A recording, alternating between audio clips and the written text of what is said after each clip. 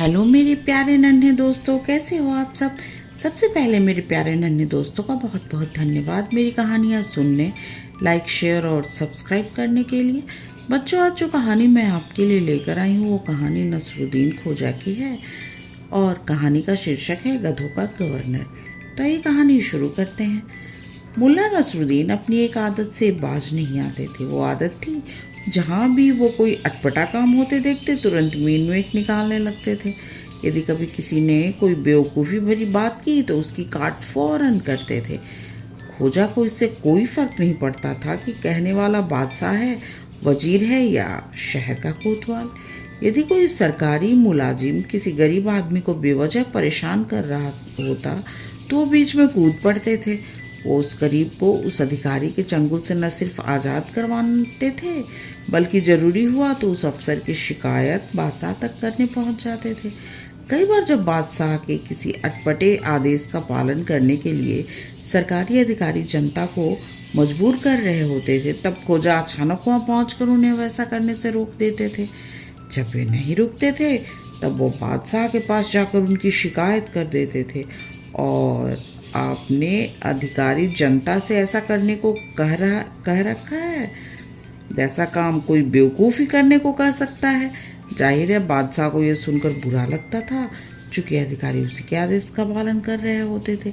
अलबत्ता वो खोजा के सामने ये नहीं कह पाते थे कि अधिकारियों से बेवकूफ़ी करने को उन्होंने ही कहा था। एक दिन बादशाह ने खोजा को ही अपमानित करने की योजना बनाई। उन्होंने खोजा को अपने महल में बुलवाया और अपने तमाम अधिकारियों और वज़ीरों की मौजूदगी में बड़ी शान से खोजा को जिस कुर्सी पर बैठा था उनके पास पहुंचे। बादशाह ने पूरी संजीदगी से उन सब के सामने ऐलान किया, आज से मैं खोजा को राजधानी के गधों का गवर्नर नियुक्त करता हूँ। ये सुनते ही वहाँ मौजूद सभी व्यक्ति खिलखिलाकर हंस पड़े। जब हंसने लगे तभी खोजा अपनी जगह से उठे और बड़े अदब से बादशाह को सलामी देने के बाद शान से जाकर बादशाह की गद्दी पर बैठ गए। खोजा के पीछे पीछे बादशाह भी लपकते हुए अपनी गद्दी की तरफ आए और कड़कती आवाज में नसरुद्दीन खोजा से बोले, ये क्या बदतमीजी है, तुम्हारी हिम्मत कैसे हुई मेरी गद्दी पर बैठने की, तुरंत उतरो राजगद्दी से।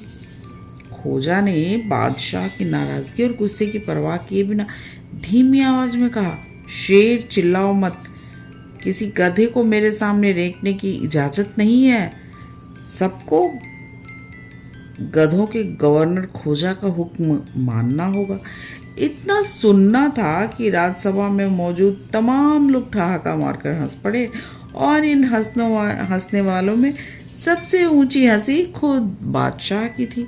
बच्चों, अगर आपको मेरी कहानी पसंद आई तो प्लीज़ मेरे चैनल को सब्सक्राइब करो और मेरे प्यारे नन्हे दोस्तों, आप आराम से सो जाओ और सपनों की दुनिया में खो जाओ।